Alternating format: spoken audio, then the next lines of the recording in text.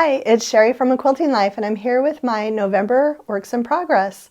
Most of these are Christmas related. However, I do have something I'm working on I'm going to show you at the end that is definitely not a Christmas quilt. But let's go ahead and get started. I have a bunch of ideas to share with you if you're still looking for last minute holiday projects. Okay, I'm just going to start running through these projects. First, I just want to share, you've seen this before, but I really think this is going to be really cute to make in Christmas fabric. So I am going to be working on that right away. I'm working on another hexagon project that I'll show you in a minute, but I'm going to get my little hexagon flower made with red and green for the center, and then I'm going to make the pillow top, and I can just switch it out with this pillow form. I think it'll be really fun to have one of these made for the holidays. And then along the same lines, I really think I'm going to make an orange peel pillow for the holidays too. So this will be something else. I'm just going to take an hour and a half or so and prep all my orange peel blocks and do a fun combination of, I haven't decided yet though if I'm going to use darker backgrounds and lighter orange peels, or lighter backgrounds with darker orange. So you'll have to look for that in the December. I'll have this one finished when I share my December projects. But that's another thing I'm thinking of because it'll give me some, like I said, some fun handwork to do. Okay, this one is probably my most recent finish this month. I'm super excited about it.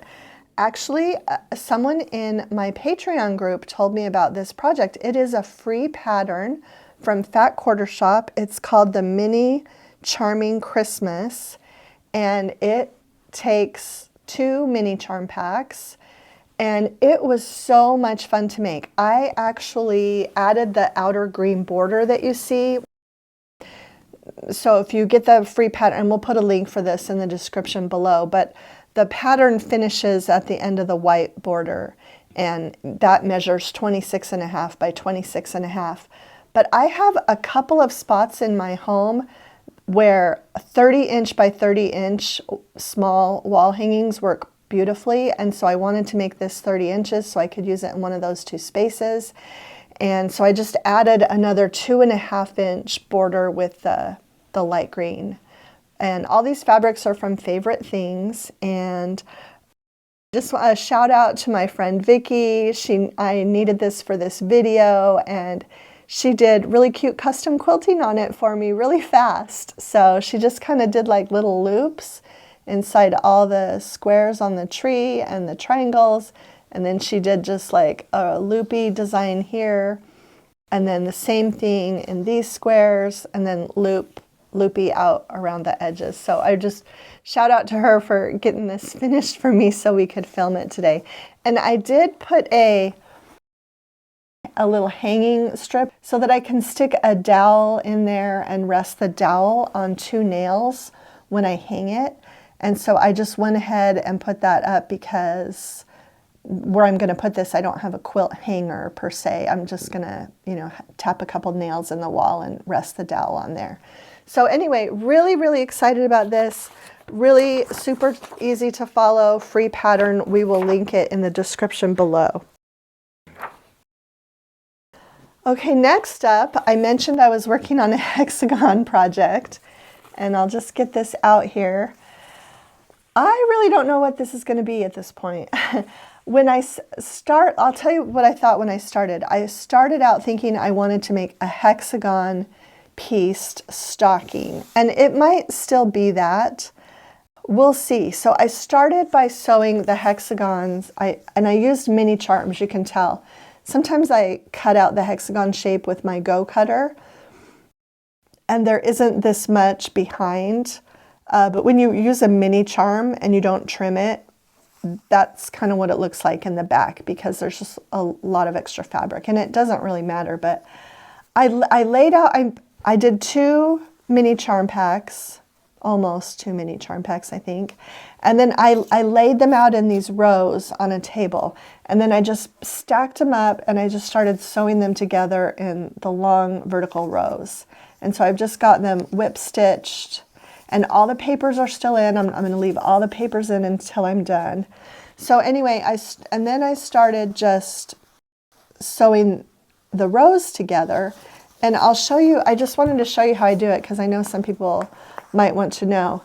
So I just lay the row next to each other, and they're very foldable and bendable. So you can see how I've folded that. So this is just kind of loose, this is kind of loose, but then I will just whip stitch that together, and once that is whip stitched, I just move on down the row and I fold the next section. And they're very pliable, very bendable. It's not really working right because it's not sewn, but you get the hint. And then I can stop and start whenever I want to, and you can just leave it like this and pick up the needle and thread and start sewing. So I'm not sure. I started thinking this might be a pillow instead of a stocking, but we'll see. Then I also thought I could do two small stockings that would be really cute if I just add a couple more rows.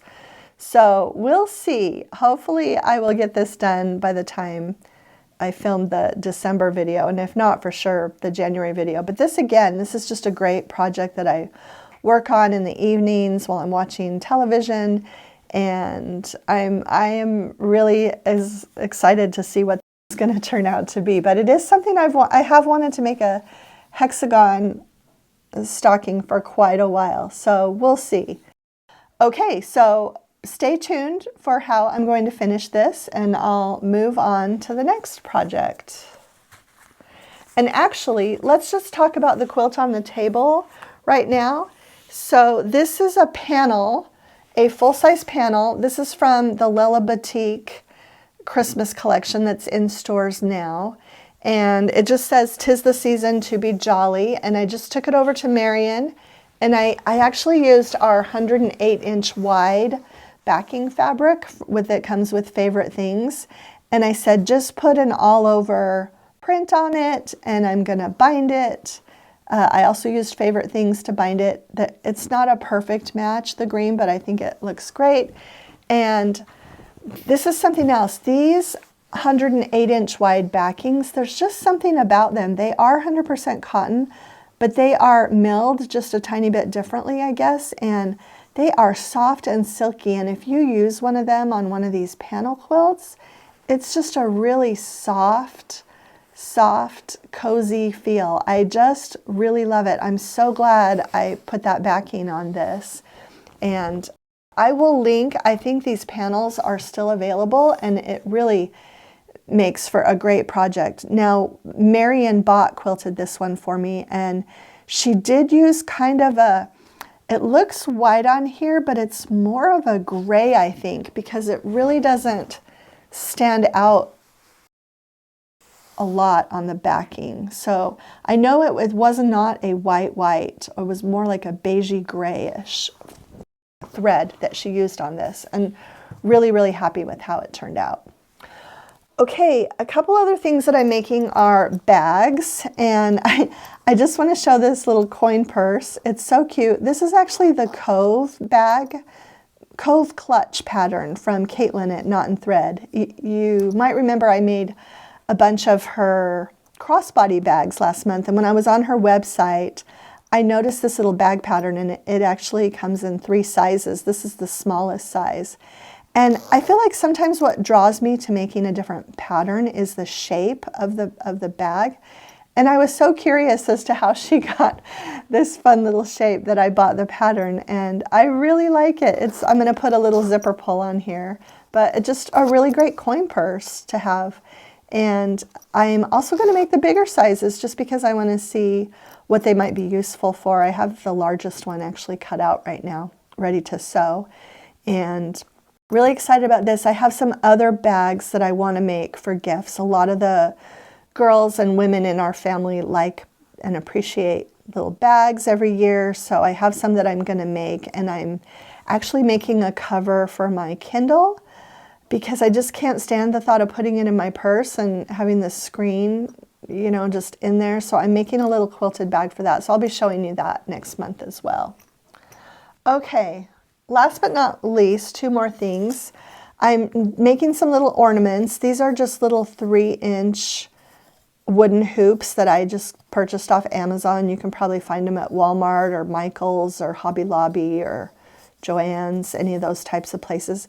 But hopefully I get time. I'm going to make some little tiny quilt blocks and put them in here and just put ribbon on the edge and have some little ornaments to give away. So that's one of my little projects.